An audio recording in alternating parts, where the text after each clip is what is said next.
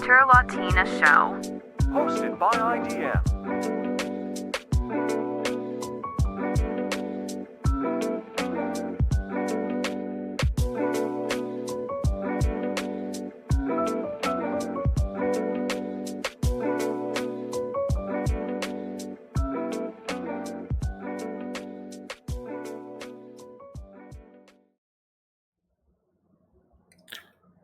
And we are not live. How are you doing, Nina? I'm doing well. How are you doing, Marcelo? You're not wearing Zelensky's army garb today either, so what's going on with that?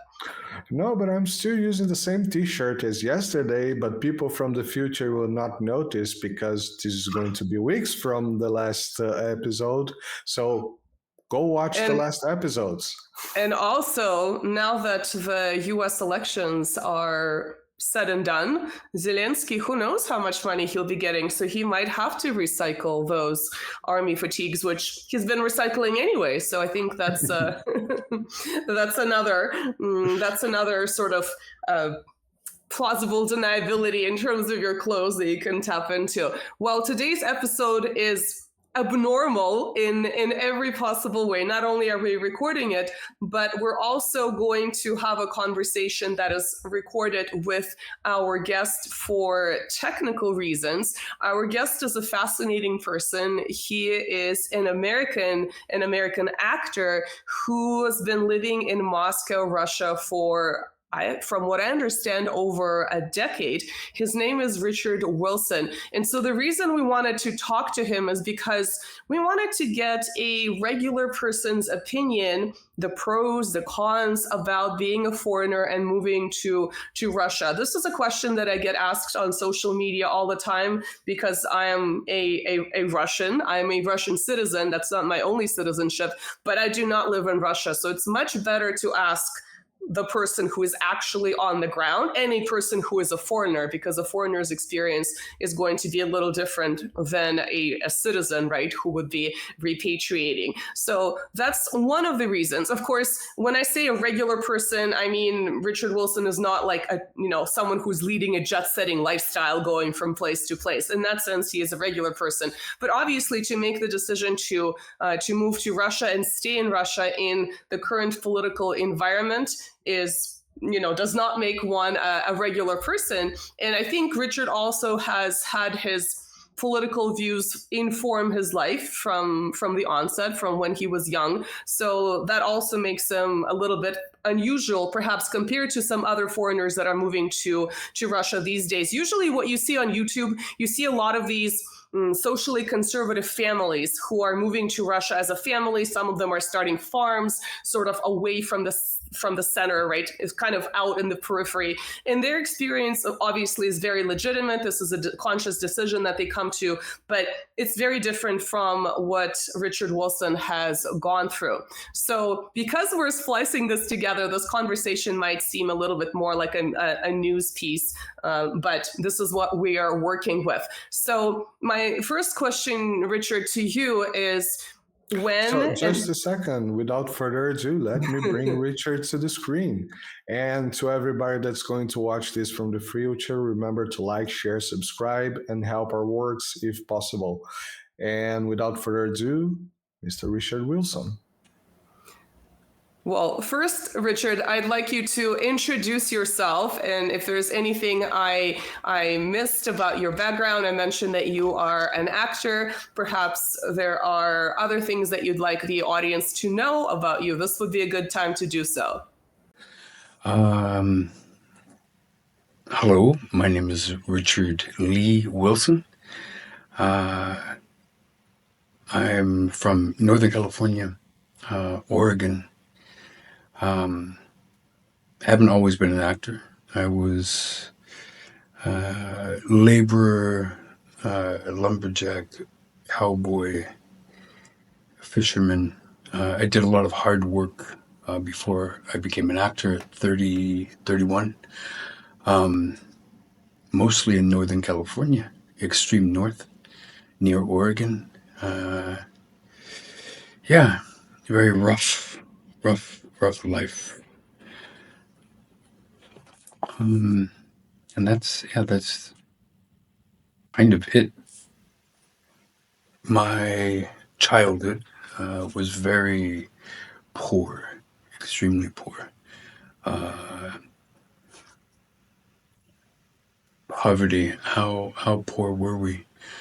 There were a few instances where we were hungry. Not starving, but, children and not eating. We lived really far in the woods and no electricity, no inside toilet. And father was gone for a few days, and so was mother. So my first arrest was 6 for stealing food. They didn't put the handcuffs on me, but they were like, you can't do that. When we were poor, I didn't feel like I was part of the country at all. And then I never did. I felt like we were estranged from the country, just not part of it at all. So I never developed a sense of identity as an American. My mother also belonged to a very far-right, extreme Christian group. We weren't racist or anything like that. She was just, the end of the world is coming. The American government is satanic, like the Soviet government. And Jesus is coming back very soon. So, and don't eat bad food, don't curse, blah, blah, blah, blah, blah. Just don't know. I never felt part of America. What I did feel part of is Russia. There was a yard sale in our village, and the guy had a paperback of Chekhov, and I read that. Then I read Tolstoy, some short stories.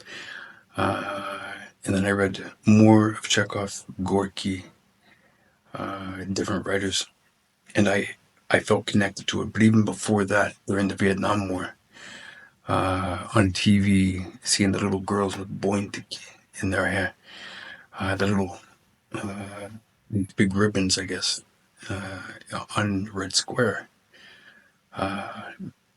Some people had said, these are satanic people. And I thought, they're very pretty people. They're very interesting people. And since I was considered a pariah, and Russia was considered a pariah, in the form of the Soviet Union, I started becoming drawn to that. And at 15, I became a communist. So to answer the question, when did I want to come to Russia? Always wanted to come to Russia. Always, since I was a small child. So it was always a plan to come here. Now, the question on everyone's mind is why and when did you decide to move to Russia? Was this a decision that took a long time for you to arrive at? Was this something that you discussed with your family that's still in the United States? How did this all work out for you? We came, my ex-wife and I and our daughter, we came in 2013 to Russia for work. It was mostly just a practical thing. Northern California, there was no work.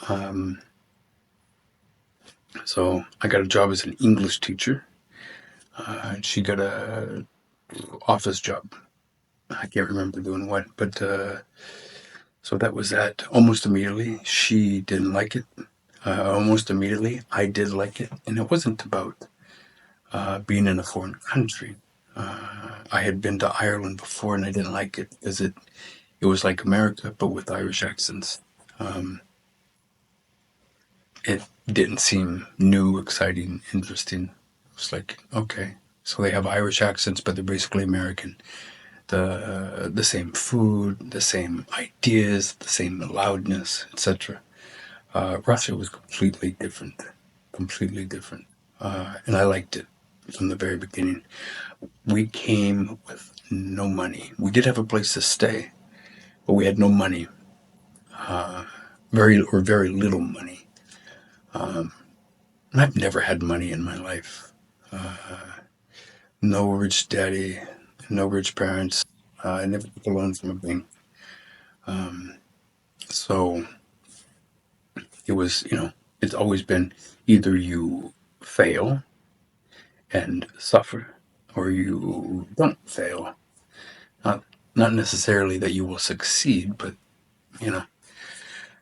good luck.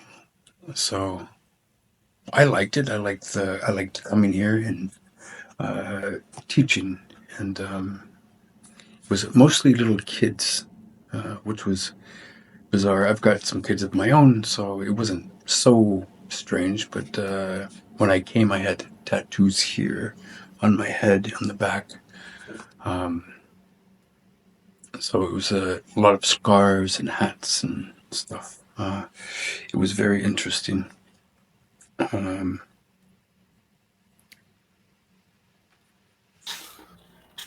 Richard, what was the initial phase of living in Russia like?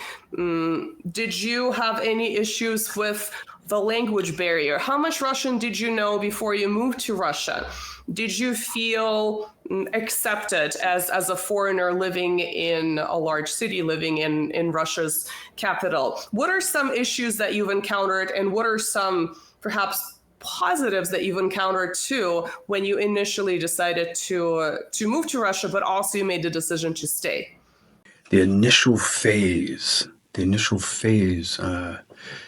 that first few weeks and few months, I really remember I took a lot of notes. It was, what I noticed is that, people always said, oh, Russians are depressing, but they weren't. To me, they weren't depressing. They just had a moot face, which could go anywhere. It could be, I've seen people who were happy, and they said they were happy, but their face was, I've seen people, and it's all in the eyes. So you look at the eyes, they'll smile with their eyes. They will look depressed in their eyes, suicidal in their eyes, angry in their eyes. I've seen people here who, I want to kill you. And you're like, you look at the eye and you're like, they're joking. So not like the West, where it's extremely loud, especially America, in England and the UK. It's like, we telegraph, not just telegraph, we announce with fanfare how we feel about things. Russians don't, ever. It's very quiet, and I liked it was kind of like my mom, I guess. Quiet. You ride the metro. It's not like the New York metro, the San Francisco metro. It's not like public transportation in the West. It's quiet. People are quiet, and if you're loud, they look down on you, and they look at you like you're a sick individual, which they should, especially if you're smiling. Oh my God. Shut up now. You can shut up. So that first year, I knew a few hundred words of Russian. I had been married 8 years to a Russian and been around the Russian community in New York. So I knew some words, I knew some culture. In addition, since I was 15, I was 45 when I moved here. I had read every English language book on Russia. Literally. Probably every single book. History book, culture, war, everything. By Americans, by English, Westerners, Russians, it didn't matter. So I was really well prepared when I came here. Richard, now that you've been living in Russia for about a decade, what are some pros and some cons, especially in this changing political climate internationally and domestically, for a foreigner to be living in Russia? And if it's possible, if you could tell us the one best thing and the one worst thing about living in Russia, I think that would be helpful for our audience to understand the social, political, cultural landscape there today. I guess this is part of the same question.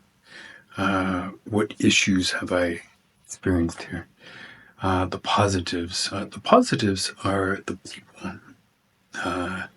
The people are, like Berdayev said, he said something like this: Russians are anarchistic and they're also monarchistic, which sounds like a contradiction, and it is a contradiction. But they really, to me, they seem like this. I've never met warmer people. But at the same time, they were the most, not libertarian, because I hate libertarians, but very anarchistic. And I don't mean that in the Portland, gender fluid, dyed hair type. I mean it in a really anarchistic, in the actual meaning of the term. Just they don't like authority and they don't like to be told what to do. And at the same time, they kind of want a ruler.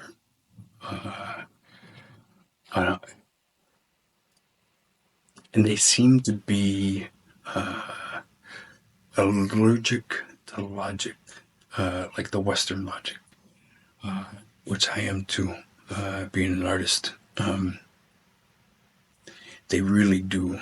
There's no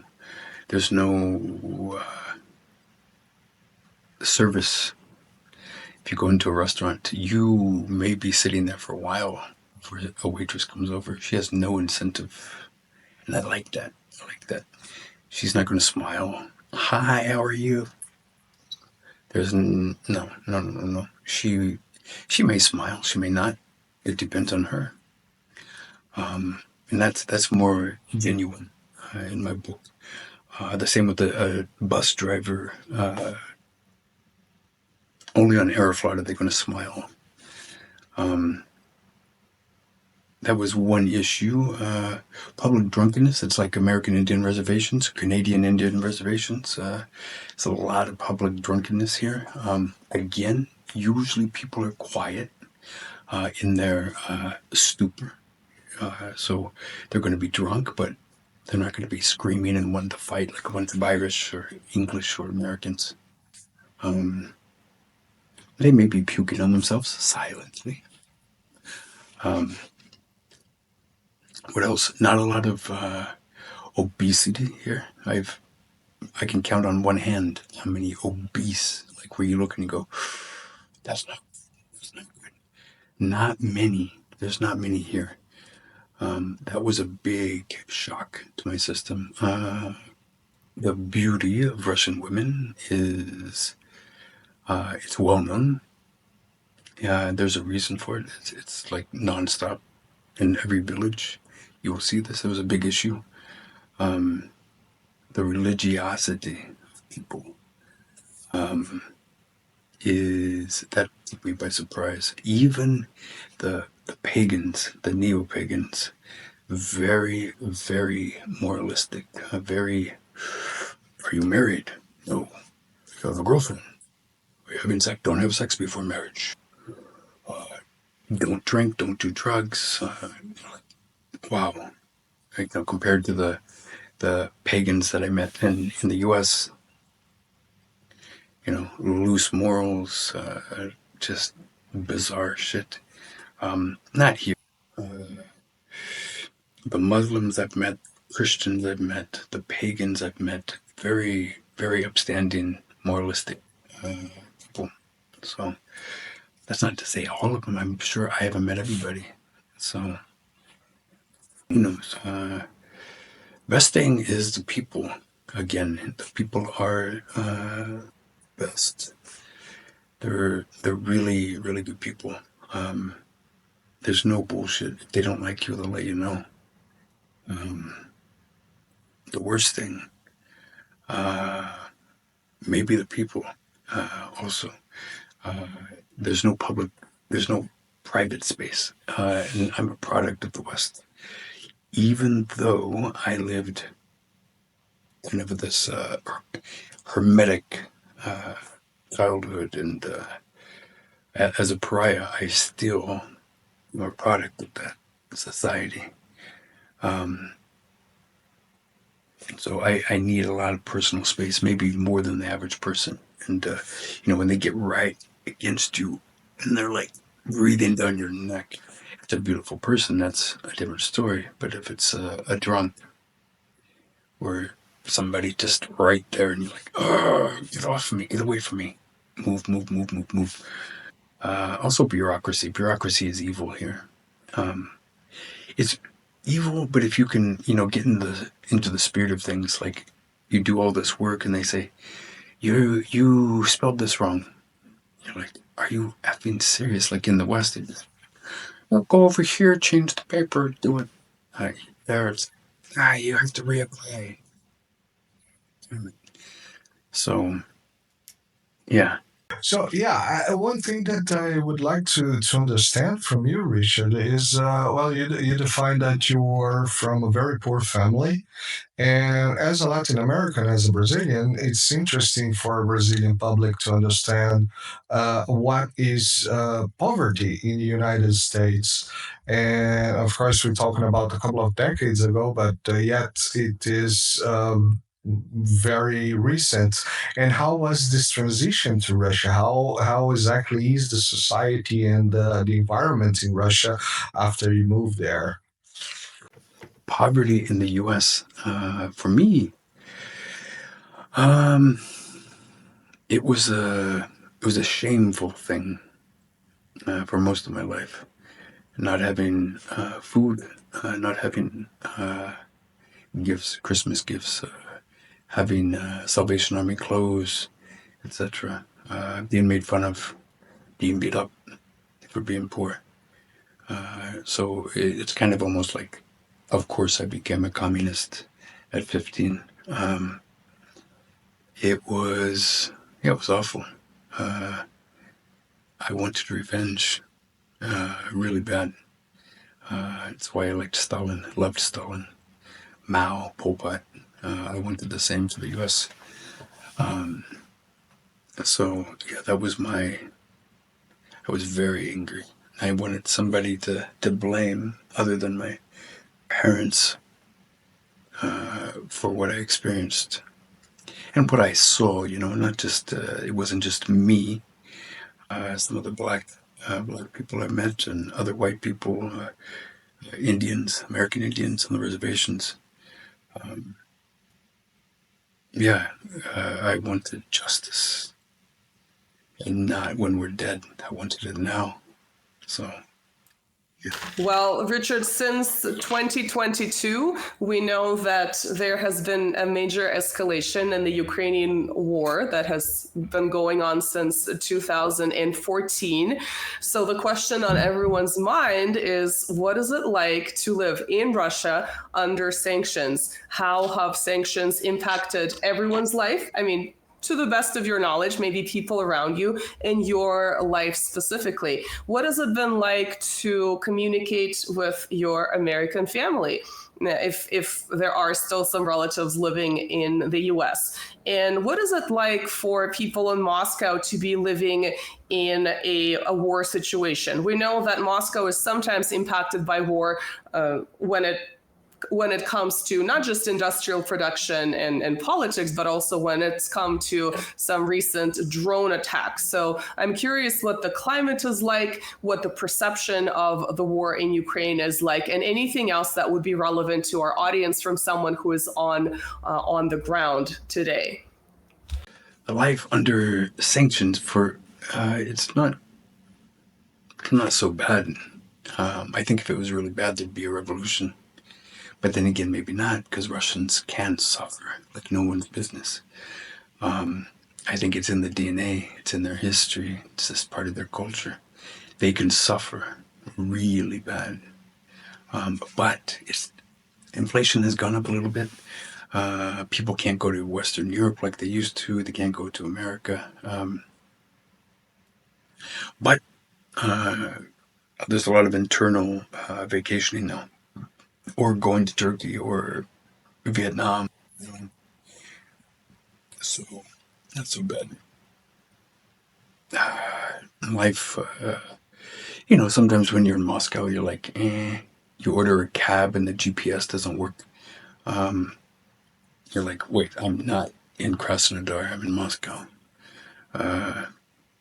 Sometimes, I get OCD and I start obsessing, like maybe they're going to hit a drone or a missile or something, but not anymore. It's really safe, and you feel safe. Yeah. You ride the metro and there's no gangs, there's no narco gangs, there's no wackos, there's no pedophiles, no freaks, no ethnic stuff. Not a lot. It's not a lot. There's no ghettos. There's no Central Asian ghettos. There's Central Asian areas where they congregate,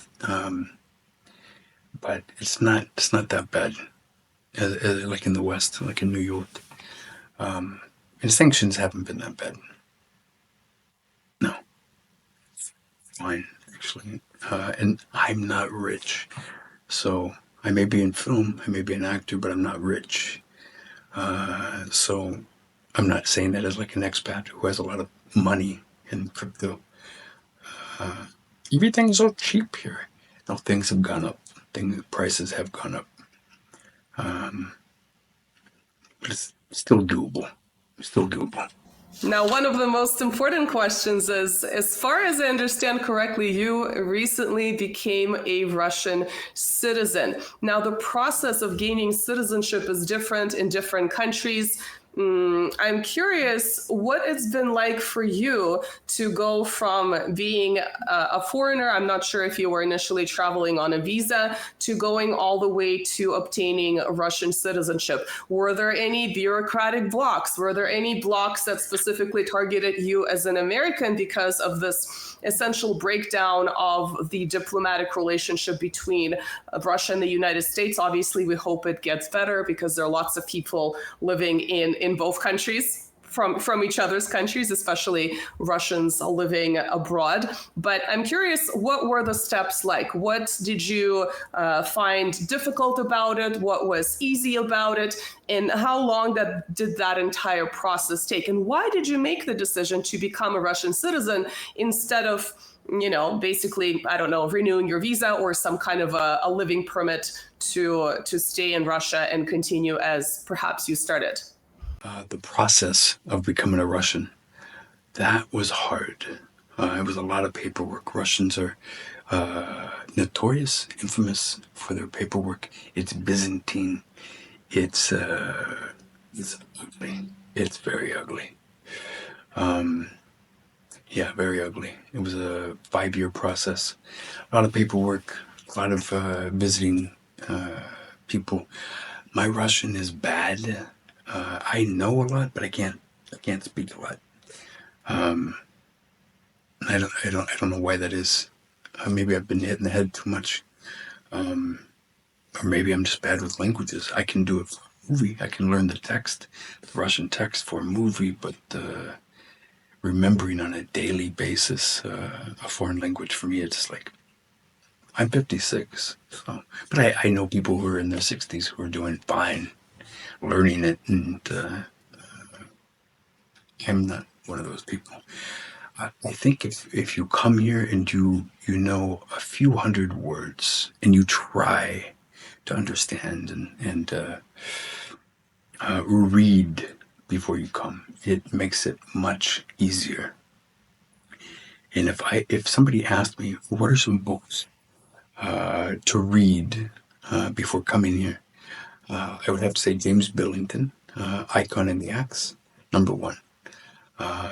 Read that, you should get an idea of what Russian culture is like, and A Russian Idea by Berdayev. And then third is Sinyavsky. I know Andrei Sinyavsky, he wrote a book called Von Duraga, Ivan the Fool in English. And it's kind of like an exploration of the Russian mindset.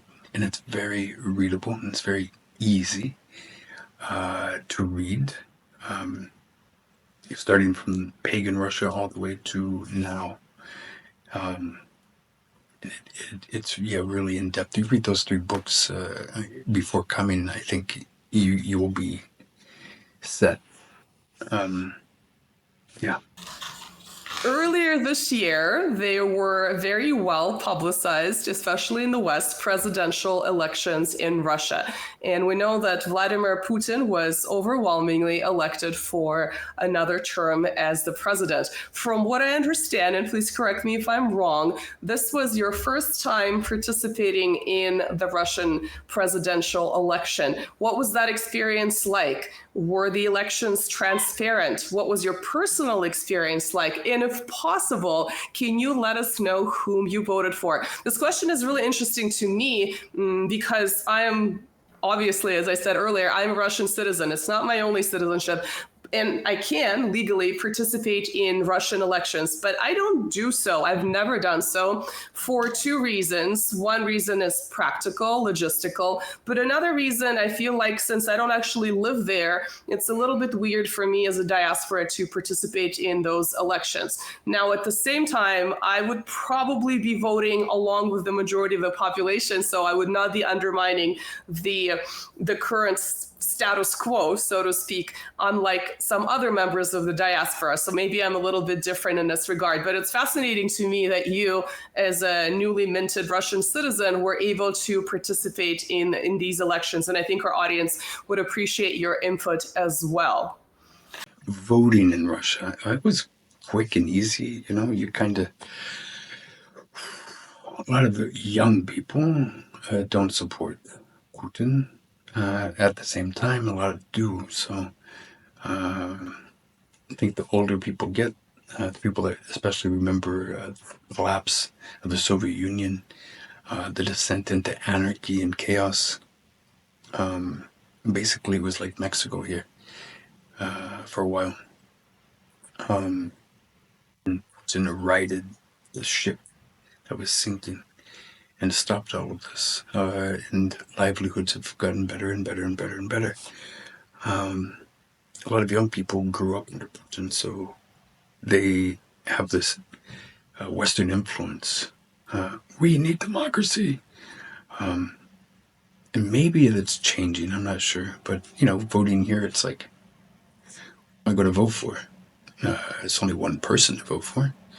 I voted for Putin. Of course. And it felt good. It was quick. It was painless. It was the first time I felt like the person I voted for actually has my interests at heart. Like I feel like a connection. 100%. Like 100%. 110%. So I felt a lot better after voting. And my final question is about perhaps addressing our audience. What are some of the greatest misunderstandings of Russia in the West? What are some things that you would like our audience to know as a foreigner who's now been living in Russia for quite some time? What are some myths that can be dispelled, not just by reading articles, but by actually living and interacting with Russians in their day-to-day life? I think that would be very helpful. Yeah, I think a lot of people feel like, for example, Russian men are violent and crazy.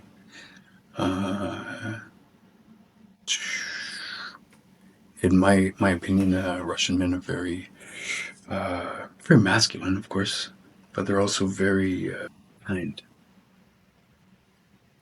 Yeah. So this soldier monk, the soldier attitude, it seems to be prevalent here. And then a lot of misunderstandings about Russian women is that they are all gold diggers, which is not the case at all. I think if you go to a Western bar here, yeah, you're going to find this. You're going to find gold diggers, and they're everywhere. They're in America. They're here. But I specifically asked my wife, I said, look, I don't have money. There's no dinghy involved. And I asked, do you want to move to the West? Because if you do, I don't want to start the relationship.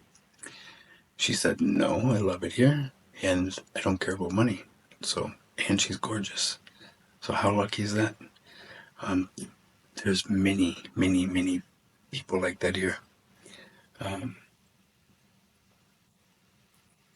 Misunderstandings. What else? I understand Russians drink a lot, but they do. But a lot of the younger people are not doing this. So, other misunderstandings. The Russophobia has been around for hundreds of years. Before America, it was England, France.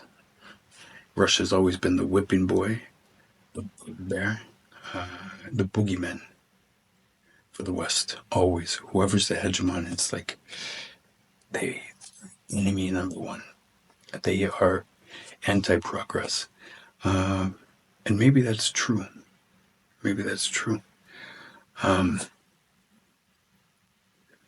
Misunderstandings. What else? I don't know, but I do know they seem more literate here. You can even meet janitors who have read Dostoevsky, Tolstoy, Chekhov, and will argue with you about that. Yeah. So I like it. I like it a lot. I feel part of a community here for the first time in my life, and I care about it. Yeah, and I feel like at all levels, they kind of care about you. So, thanks. Thank you, Richard, so much for connecting with us and answering questions that we get a lot on social media. And thank you, everyone else, for tuning in and putting up with this unusual episode of the Winter Latina Show. Marcelo, do you have any parting words for us today? Yeah, thank you very much, Richard, and I hope to see you again here, and hope to see you everybody again. Don't forget to like, share, and subscribe to the channels. It helps the channels grow. Nina, and I see you next time. Bye bye. Thank you, guys. Thanks. Bye.